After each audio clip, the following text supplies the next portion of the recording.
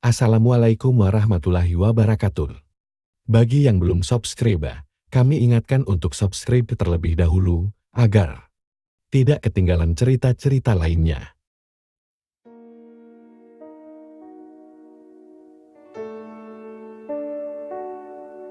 Di sebuah desa yang terletak di pinggiran kota, hiduplah seorang juragan beras bernama Hadi.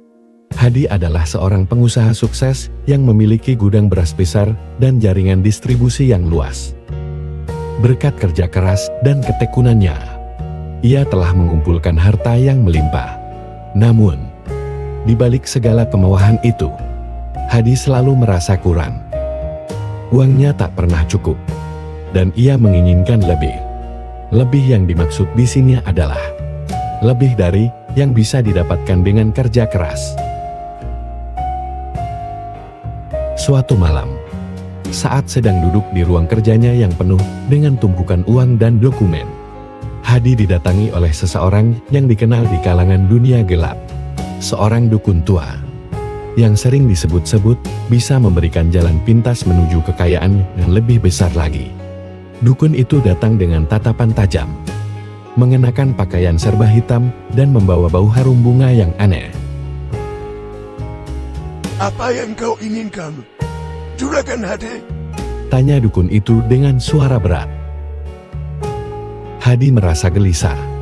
Namun di balik kegelisahan itu, ada keinginan yang tak tertahankan untuk mencapai puncak kekayaan yang lebih tinggi. Aku ingin berkelimpahan. Aku ingin punya lebih banyak dari apa yang sudah kumiliki. Aku ingin menjadi penguasa sejati. Jawab Hadi dengan suara penuh ambisi. Dukun itu tersenyum, seolah telah menunggu jawaban tersebut. Kau bisa mendapatkannya, tapi ada harga yang harus dibayar. Ada satu cara, tapi kau harus memilih seorang yang akan menjadi tumbalmu. Hanya dengan mengorbankan satu nyawa, semua keinginanmu akan terwujud. Hadi terkejut, namun pikirannya cepat mengolah pilihan itu. Ia tidak akan pernah merasa puas jika hanya mengandalkan kerja keras. Siapa yang harus jadi tumbal? Tanya Hadi, meski hatinya mulai dihantui rasa cemas. Seorang yang dekat denganmu, seorang yang tak akan pernah kau duga. Jawab dukun itu sambil tersenyum misterius.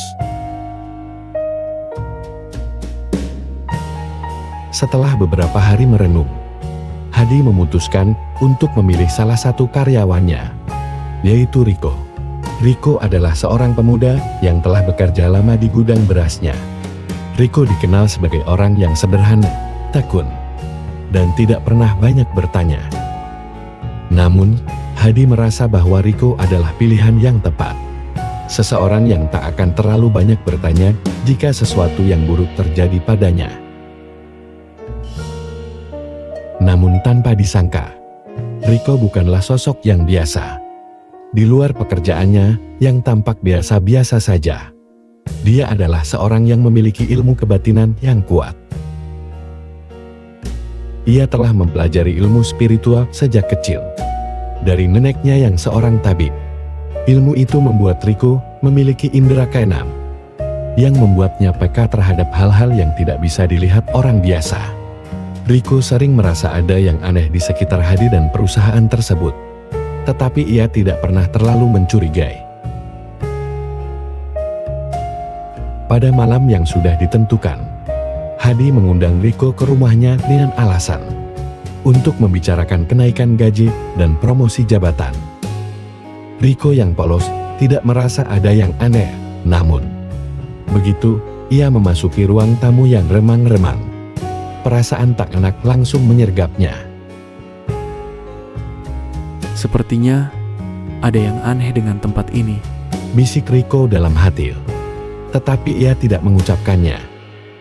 Hadi duduk di hadapan Riko dengan senyum penuh rahasia. Riko, kau adalah orang yang sangat setia. Aku tahu banyak hal tentangmu. Semua yang sudah kau lakukan untukku akan kubalas dengan imbalan yang besar. Kata Hadi dengan suara lembut, namun mengandung ketegasan. Riko memandang wajah Hadi dengan penuh kecurigaan. Sesuatu dalam diri Hadi berubah malam itu. Namun, sebelum ia bisa berkata lebih jauh, dukun yang sebelumnya menemui Hadi muncul di ruang tersebut dengan langkah berat, membawa aroma bunga yang sama. Hadi, dengan matanya yang penuh harap, beranjak dari kursinya dan melangkah menuju meja tempat lilin-lilin menyala. Riko, kau akan menjadi tumbalku. Tidak ada jalan lain. Maafkan aku. Ujar Hadi dengan suara serang, tak mampu menahan kegelisahan. Namun, sesuatu yang tak terduga terjadi. Riko, yang tadinya duduk terdiam, mulai menggerakkan tangannya dengan perlahan. Ia merapal mantra dalam bahasa yang tak bisa dimengerti oleh Hadi ataupun dukun tersebut. Tiba-tiba, angin berhembus kencang, dan cahaya lilin di meja itu berkedip-kedip. Dukun tersebut terkejut, merasa ada yang tidak beres. Apa yang kau lakukan, anak muda? Teriak dukun itu, mencoba mengganggu ritual yang sedang berlangsung. Tapi Riko tetap tenang. Dia melanjutkan mantra dengan kekuatan batin yang tak terbayangkan. Dalam sekejap, tubuhnya diselimuti cahaya biru yang terang benderang. Sementara Hadi dan dukun itu terperangah. Aku tahu niatmu sejak awal, Hadi. Kau terlalu terbuka dengan keinginan gelapmu.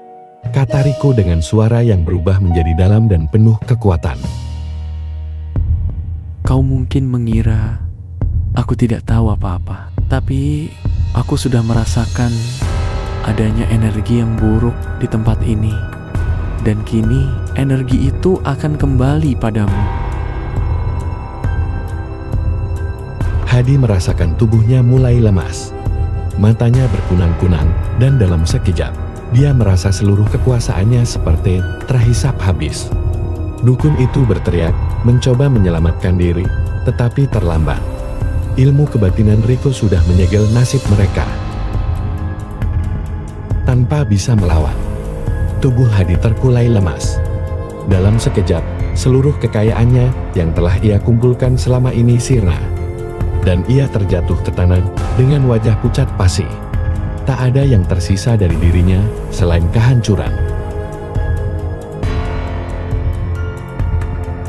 Ketika pagi menjelang, Riko pergi meninggalkan rumah Hadi dengan langkah tenang.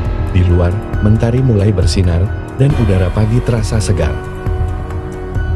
Dia tahu, meski perjalanan hidupnya belum selesai, dia telah berhasil mencegah suatu keburukan besar.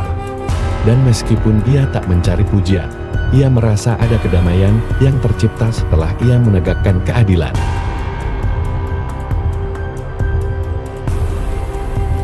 Sementara itu, rumah Hadi kini terbengkalai. Gudang berasnya yang dulunya penuh dengan tumpukan hasil panen, kini kosong tak terurus. Hadi, sang juragan beras yang pernah memerintah dengan tangan besi, kini menjadi sebuah legenda buruk di desa itu. Sebuah peringatan bagi siapa saja yang berani menempuh jalan pesugihan.